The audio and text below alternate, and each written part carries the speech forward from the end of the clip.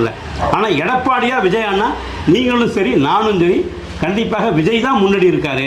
அதற்கு பின்னாடி தான் எடப்பாடி இருப்பார். எடப்பாடிக்கு அவருடைய இமேஜே கிடையாது.